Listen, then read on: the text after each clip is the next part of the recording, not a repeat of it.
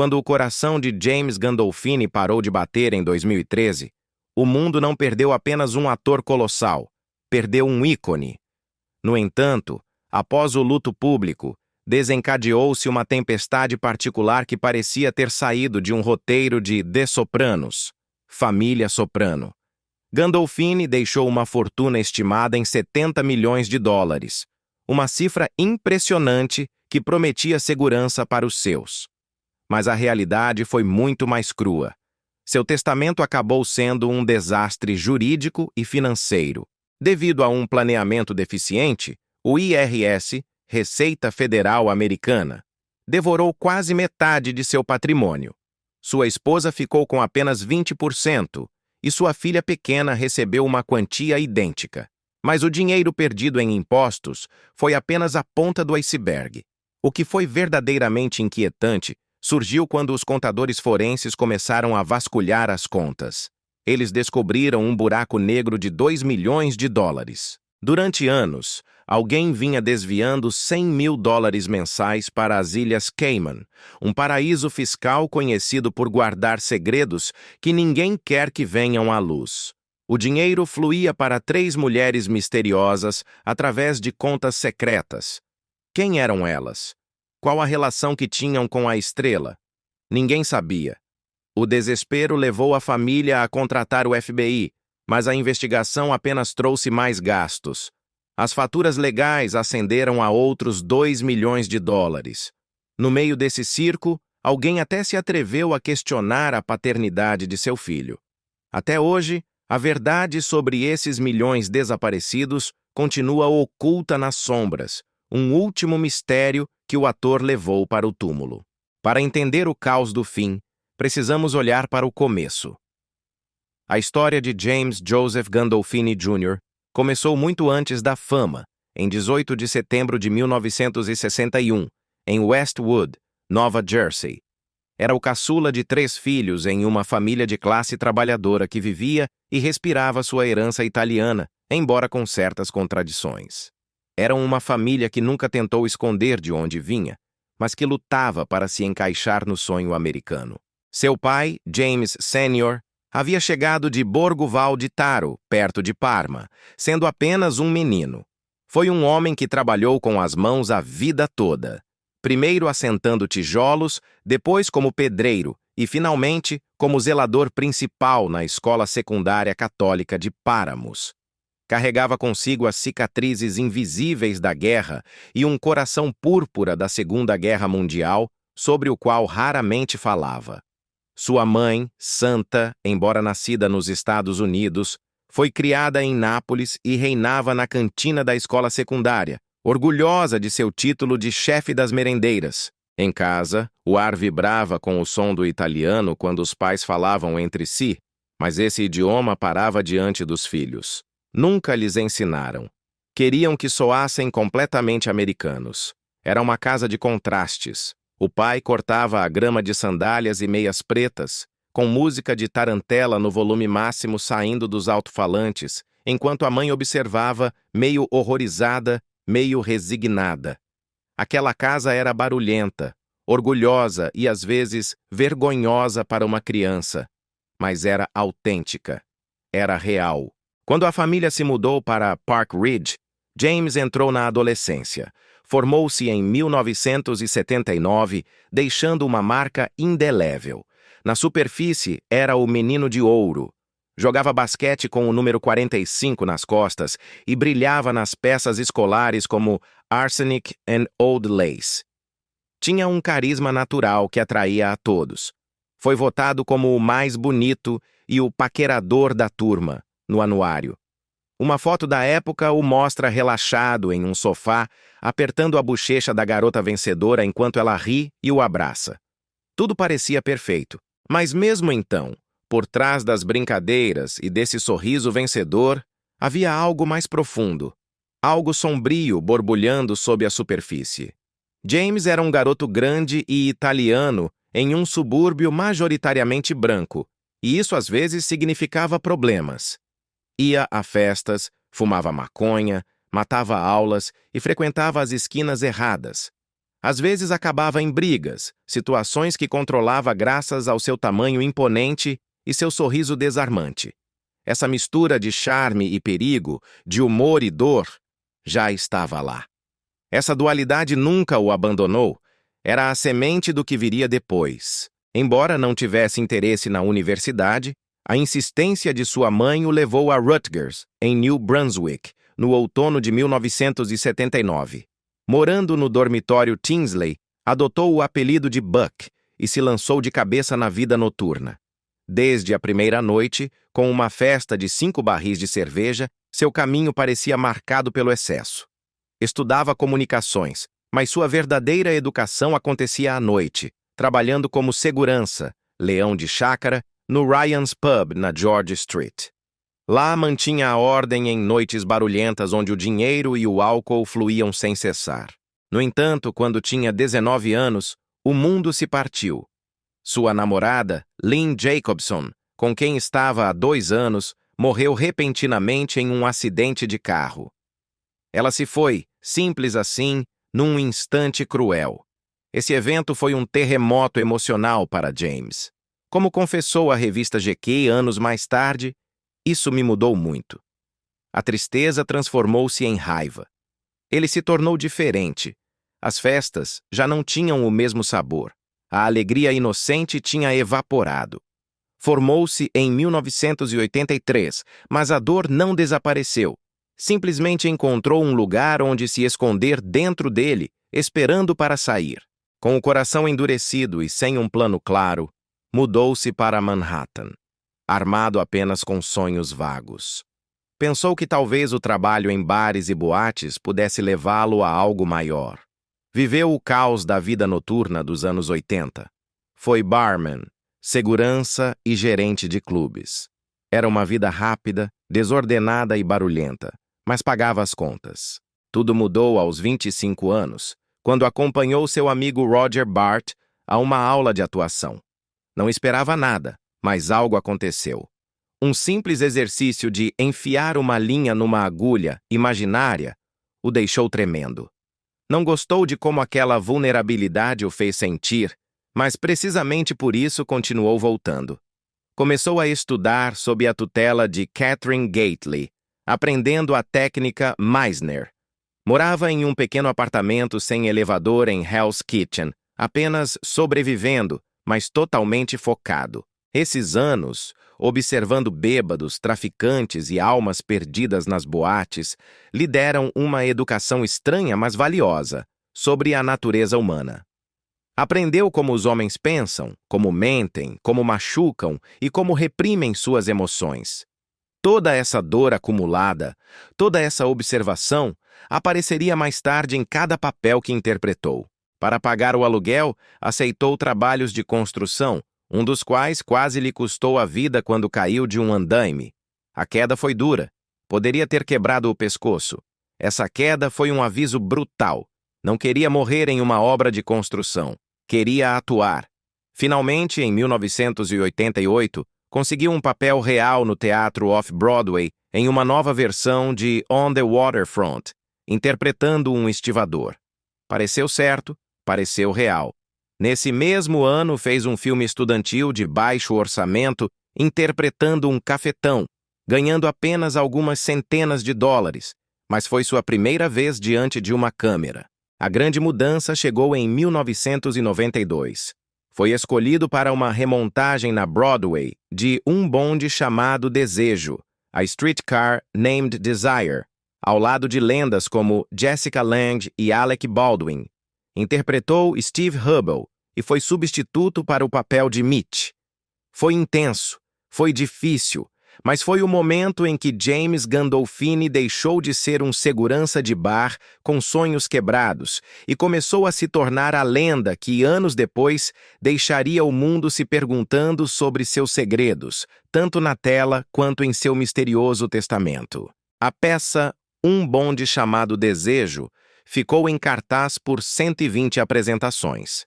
Alec Baldwin conseguiu uma indicação ao Tony, mas para Gandolfini, aquilo foi um campo de batalha. Começou a ser notado, sim, mas também entrou em choque violentamente com o diretor Gregory Mosher. Mosher detestava o estilo de improvisação de Gandolfini e esteve a ponto de demiti-lo por se recusar a seguir o roteiro ao pé da letra. Mesmo assim, ele ficou. O destino é curioso. Sua colega de elenco, Aida Turturro, mais tarde interpretaria sua irmã em The Sopranos. Mas a fama no palco não trouxe dinheiro. Imediatamente depois, em 1993, aceitou um papel na peça Hustler fora da Broadway, interpretando um malandro da sinuca chamado Ed em um teatro minúsculo de Manhattan. O pagamento era miserável, $500 por semana. Vivia à base de macarrão instantâneo, miojo, e continuava trabalhando como segurança de boate apenas para sobreviver. Fazia 8 apresentações por semana e depois bebia para suportar. Esse trabalho lhe valeu seu primeiro cartão do Sindicato de Atores, SAG, o início de algo oficial, mas também marcava sua descida. Depois das apresentações, saía e se entupia de cocaína. Uma noite, durante a temporada de Streetcar, acordou no apartamento de um desconhecido no Upper West Side, sem lembrar como tinha chegado lá. Seus colegas de elenco estavam assustados. Faltava aos ensaios, aparecia drogado e suava em bicas durante as cenas. Às vezes se trancava no banheiro entre os atos, tremendo e chorando. Mas os diretores o mantinham porque ele era cru e real. Ninguém mais conseguia levar esse tipo de dor para o palco, e essa dor era autêntica, ele não conseguia fingi-la. O estresse o alcançou rápido. Em 1995, foi escolhido para os workshops iniciais de God of Carnage, mas abandonou os ensaios sem aviso prévio. O pânico de palco havia tomado conta dele. Era um homem de 1,85 metros, barulhento, e já estava sendo rotulado como o cara zangado. Sentia que tinha que assustar as pessoas apenas para conseguir papéis. Essa pressão lhe provocava pânico. Precisava de medicação apenas para superar as audições. Então, renunciou ao teatro e focou no cinema, onde a câmera podia captar os momentos e ninguém precisava ouvi-lo tropeçar em uma fala diante de uma multidão ao vivo. Lá era mais seguro. Mas mesmo diante da câmera, ainda tinha que provar a si mesmo. No final de 1995, tentava entrar na televisão. Foi ator convidado como um capanga da máfia em Crime Story, mas o telefone não tocava. Os diretores de elenco diziam que ele parecia rude demais, étnico demais. Foi rejeitado repetidas vezes para programas como NYPD Blue. Então tentou mudar. Perdeu quase 14 quilos com sessões de academia de 2 horas e uma dieta brutal de atum, maçãs e shakes de proteína. Pensou que talvez se parecesse mais polido, teria uma chance. Até considerou cirurgia plástica para suavizar o rosto, mas não ajudou. Ninguém o queria como protagonista. O que não sabiam era que James Gandolfini não precisava parecer um herói. Só precisava do papel certo, um que lhe permitisse ser tudo o que já era. E esse papel chegaria em breve. Em março de 1997, ninguém conhecia James Gandolfini. Não era famoso. Não era uma estrela. Entrou em uma sala de audições da HBO e sentou-se diante dos criadores de um programa do qual ninguém tinha ouvido falar ainda. Eles ainda estavam pensando em Nicolas Cage ou Steve Buscemi, mas Gandolfini pediu para fazer uma cena sobre um ataque de pânico. Quando o fez, suas mãos tremeram, sua respiração cortou e algo real aconteceu naquela sala. Não estava atuando, estava lembrando. Ele também tinha ataques de pânico. Aquele momento mudou tudo. Conseguiu o papel. Tony Soprano era dele agora, mas quase se afastou dele 2 vezes. A violência o assustava. A ideia de glorificar um assassino o enojava. Mesmo assim, ficou. Começou a bater na própria cabeça antes das cenas violentas. Ficava acordado 2 ou 3 noites seguidas para estar cansado e com raiva. Treinou a técnica Meisner por 2 anos inteiros apenas para controlar a raiva que vivia nele. Depois se enrolou no roupão de Tony e nunca o tirou realmente. Em 10 de janeiro de 1999, The Sopranos estreou diante de 4,6 milhões de espectadores. Explodiu. A HBO tornou-se repentinamente a rainha da televisão. Mas Gandolfini estava desmoronando. Ia para a terapia real para desenterrar memórias que fariam Tony mais profundo. E o que encontrou o destruiu. Chorava entre as cenas. Mantinha-se no personagem tão profundamente que seus colegas diziam ter medo dele. Para uma cena no hospital, colocou pedras afiadas sob o roupão para que a dor fosse real. Ed Falco disse uma vez que ele lhe confessou: "Vocês não entendem o que isso faz comigo." Seus ataques de pânico pioraram. O personagem estava se tornando ele, ou talvez ele estivesse se tornando o personagem. Em setembro de 2000, ganhou seu primeiro Emmy. Mas por trás das câmeras, as coisas estavam fora de controle. Enquanto filmavam o episódio Pine Barrens, na terceira temporada, estava drogado com cocaína. O episódio atrasou tanto que levou 12 dias para ser filmado. Custou à HBO $100 mil por dia em atrasos. Ele desaparecia do set. Ed Falco teve que cobri-lo. O CEO da HBO disse que temiam que ele não sobrevivesse. Não sabiam se teriam um programa no dia seguinte. Mesmo assim, esse mesmo episódio conseguiu uma indicação ao Emmy. Estava dando a melhor atuação de sua vida enquanto se matava lentamente. Em 2001, sua vida real começou a parecer com a de Tony. Na terceira temporada, Tony dá à sua namorada Irina $75 mil para que o deixe. Por volta dessa mesma época, Gandolfini estava sendo acusado de infidelidade, brigando com os roteiristas e tendo ataques de raiva no set. James Gandolfini já não apenas interpretava Tony Soprano, estava preso dentro dele. No set de gravação, seus gritos ressoavam pedindo mais cenas humanas, menos violência. Era um grito de socorro. Não conseguia separar a desastrosa vida amorosa de Tony da sua própria. Ele se amaldiçoava durante as tomadas, esquecia suas falas e, com o olhar perdido, pedia aos supervisores de roteiro que lhe sussurrassem as palavras. Não era falta de talento, era esgotamento da alma. Os prêmios Emmy continuavam chegando. Ganhou novamente em 2003 e 2004. Mas o custo pessoal era exorbitante. A pressão estourou violentamente em março de 2003, após uma audiência de divórcio brutal. Na solidão de seu quarto de hotel, James socou um espelho com tanta fúria que precisou de 12 pontos na mão. A produção teve que parar enquanto os maquiadores tentavam desesperadamente ocultar o dano físico, embora o dano emocional fosse impossível de maquiar. Para se preparar para as cenas violentas, boxeava com sua sombra em seu camarim durante horas, carregando-se de uma energia sombria. Outras vezes, o silêncio era sua única companhia. Sentava-se sem falar durante horas, submerso na densa energia de Tony. As pessoas no set andavam na ponta dos pés ao seu redor. Já não sabiam como lidar com ele.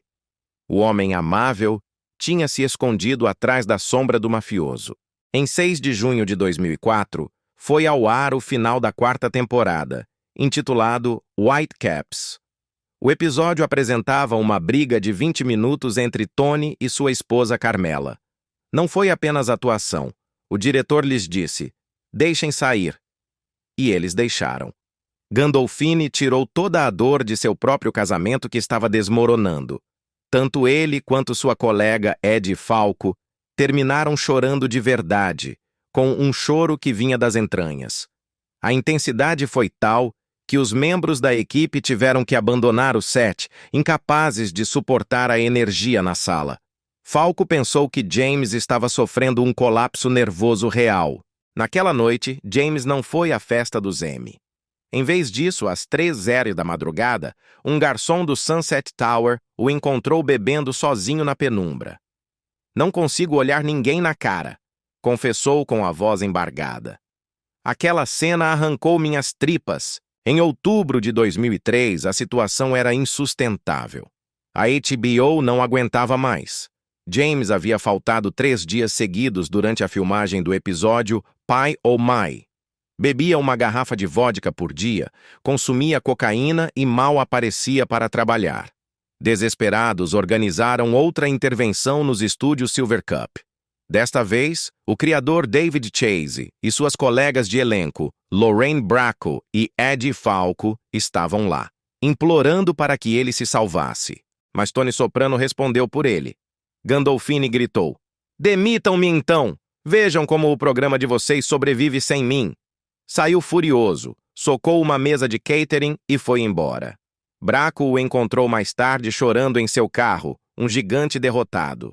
No dia seguinte, num giro irônico do destino e dos negócios, a HBO lhe deu um bônus de $3 milhões e o enviou para uma reabilitação de luxo em Malibu que custava $50 mil por mês. Voltou limpo depois de 2 semanas.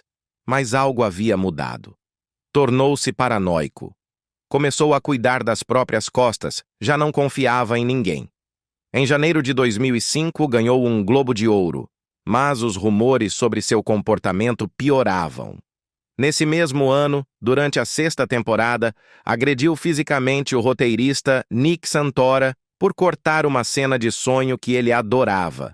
Existiam gravações de segurança, mas a HBO enterrou o incidente com um acordo de $75 mil.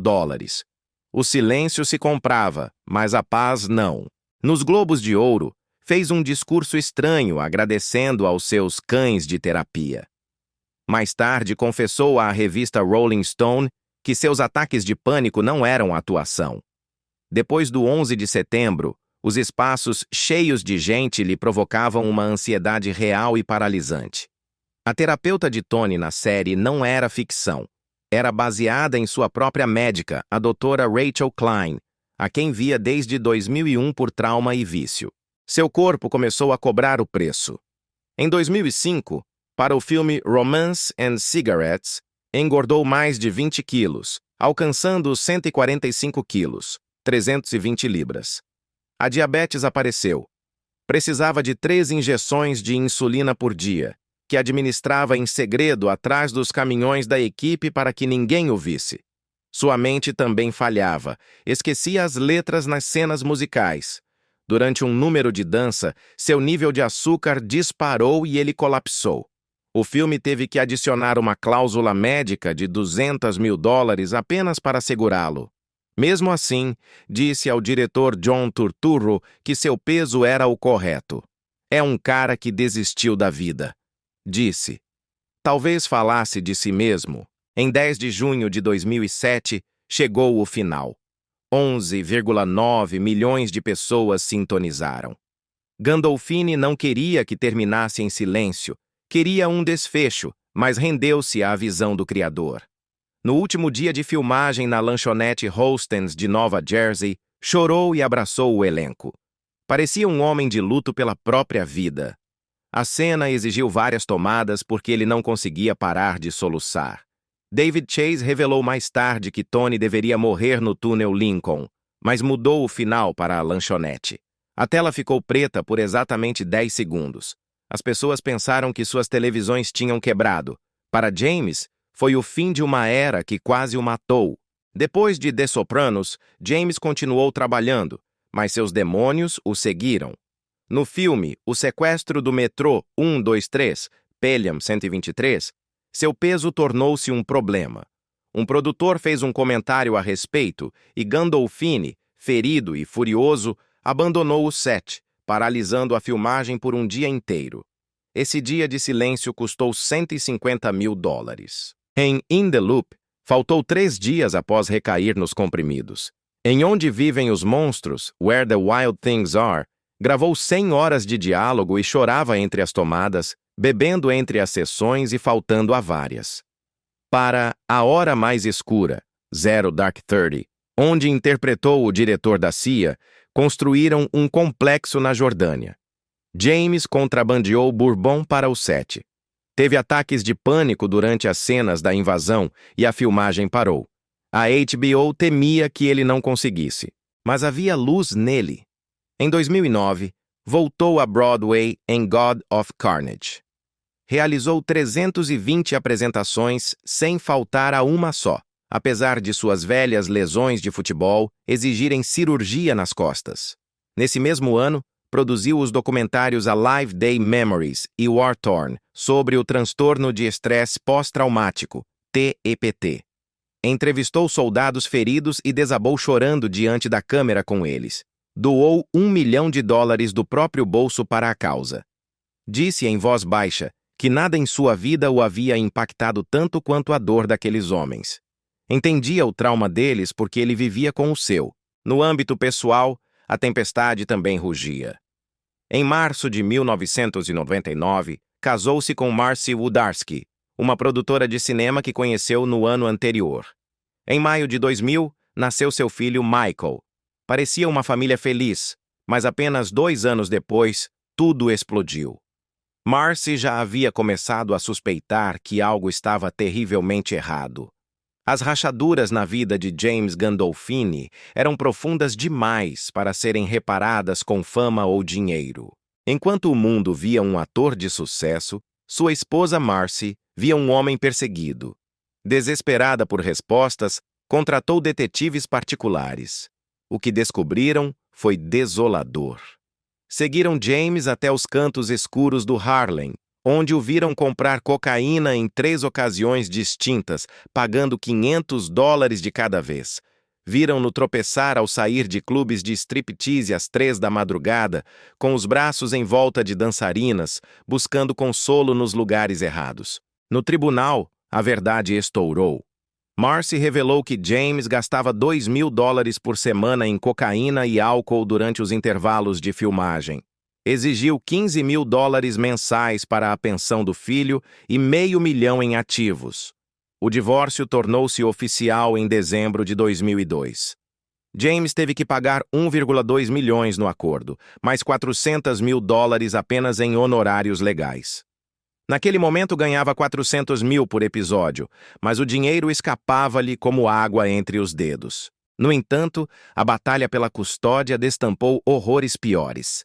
Marcy contou ao tribunal sobre seus ataques de raiva e o que acontecia realmente dentro daquelas 4 paredes. Disse que James possuía 3 armas não registradas e que as levava consigo durante seus negócios de drogas em Newark.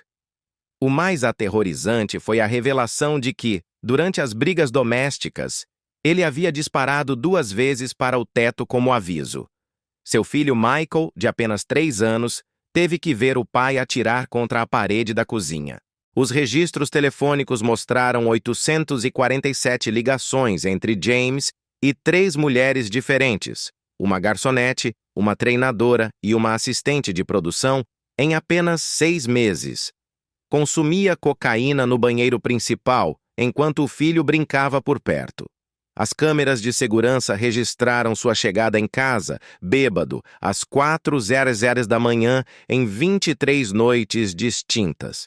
O juiz ordenou controle de raiva e visitas supervisionadas. O herói da televisão era um perigo em seu próprio lar. 6 anos depois, em agosto de 2008, o sol pareceu sair.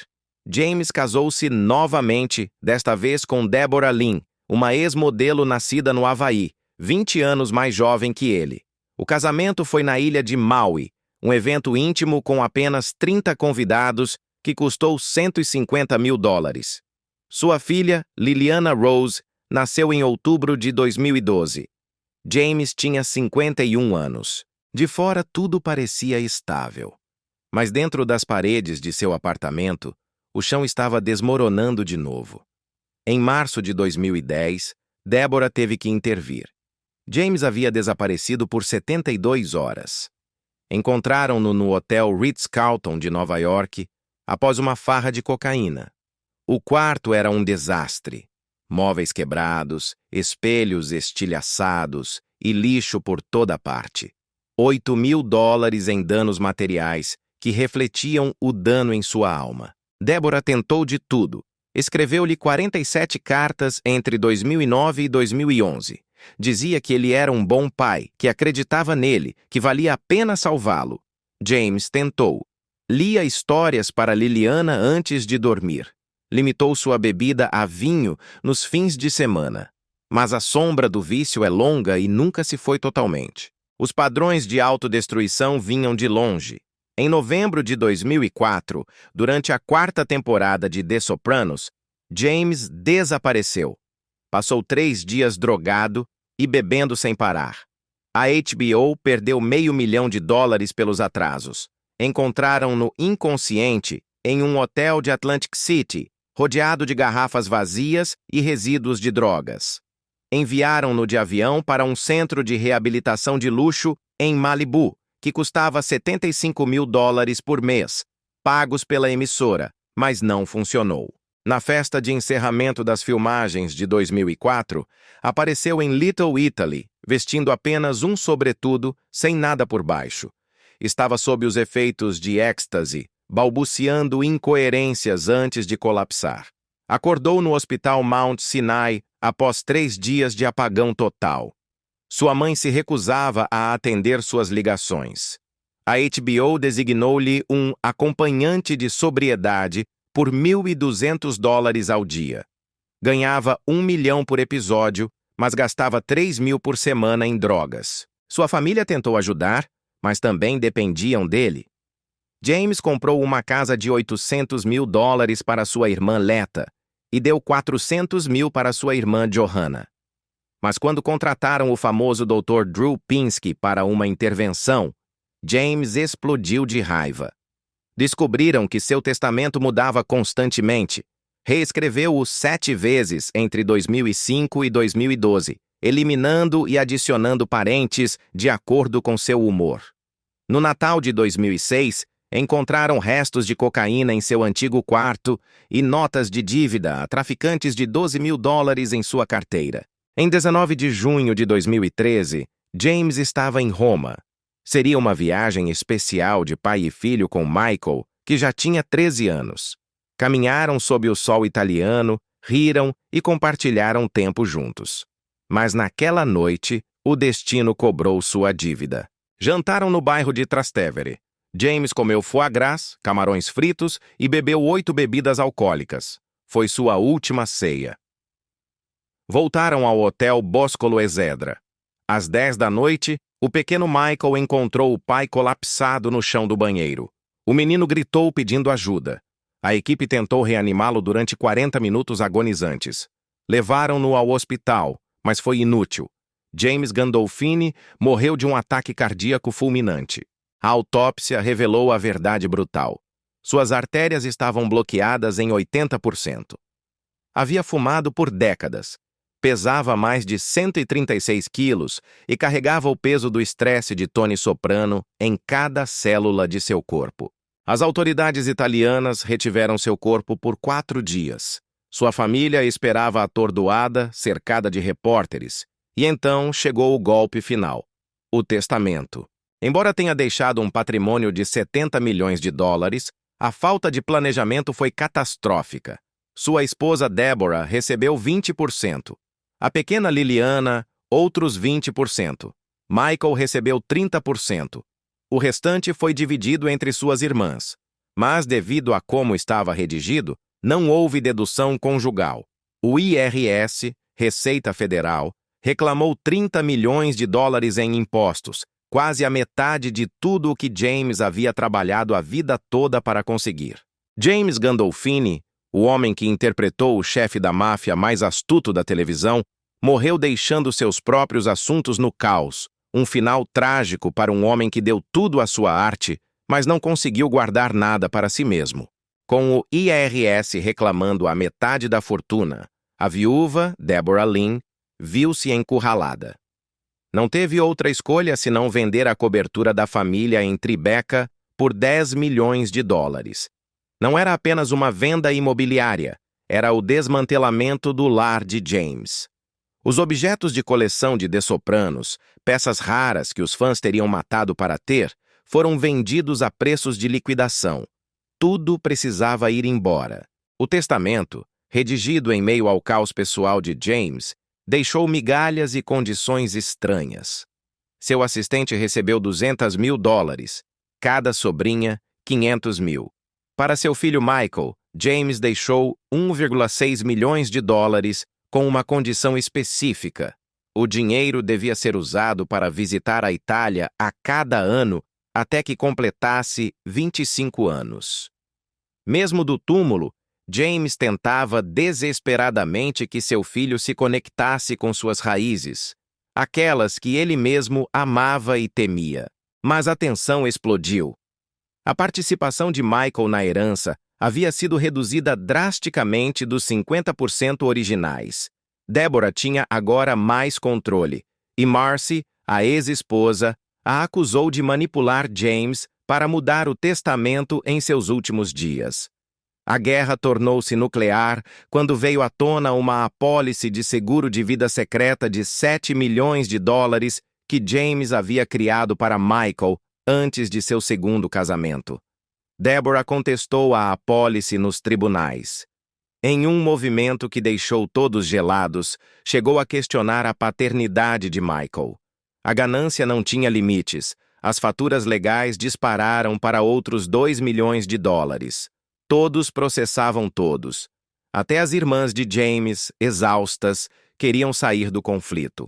Em 27 de junho de 2013, Nova York parou.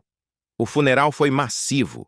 Mais de 5.000 pessoas lotaram a Catedral de São João, o Divino, em Manhattan. Era uma despedida digna de um chefe de Estado. O elenco completo de The Sopranos estava lá, com rostos marcados pela dor real. Os executivos da HBO sentaram-se em silêncio, conscientes de que haviam perdido seu gigante. O governador Chris Christie prestou seus respeitos. Edie Falco e Joe Ganascoli fizeram discursos entre lágrimas que revelaram o verdadeiro James, um homem que pagava em silêncio as hipotecas de atores arruinados e financiava a faculdade de filhos de desconhecidos. Mas nem a morte trouxe privacidade. Os paparazzi, como abutres, infiltraram-se na cremação privada. Alguém subornou a equipe da funerária e tiraram fotos das cinzas passando de mão em mão entre a família. Essas fotos foram vendidas aos tabloides por 50 mil dólares. Foi uma violação final. A família processou por 15 milhões de dólares em danos, gastando 200 mil dólares em segurança nível FBI. James Gandolfini, que interpretou o homem mais paranoico da televisão, não pôde descansar em paz, nem sequer transformado em cinzas. O que ninguém viu naquele momento foi o quanto James odiava aquilo em que Tony Soprano havia se transformado. Havia ganhado 3 Emmys e 3 prêmios SAG, fazendo história na televisão, mas sua alma estava cansada. Em 2001, já havia dito: "Meus dias de mafioso acabaram. Começa a me incomodar." Horrorizava-se quando as escolas lhe pediam para falar com as crianças. Sempre dizia não.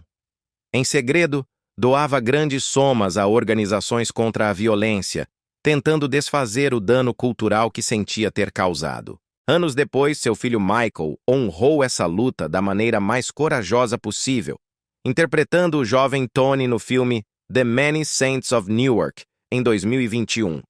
Michael nunca tinha visto The Sopranos antes disso. Para se preparar, não apenas viu a série, estudou o pai. Analisou cada gesto, cada piscar de olhos, cada suspiro. Queria fazer direito por ele. E conseguiu. Desde então, Michael saiu dessa sombra imensa, juntando-se ao universo Marvel em Daredevil e atuando em filmes de guerra. A família pegou 10 milhões do patrimônio e criou uma fundação para jovens atores, focando em garotos de classe trabalhadora, o tipo de pessoa em quem James sempre apostou. Mas quando parecia que tudo havia terminado, surgiu o último e maior segredo. Durante as auditorias, o IRS encontrou 2 milhões de dólares em royalties não declarados de The Sopranos. O rastro do dinheiro era obscuro.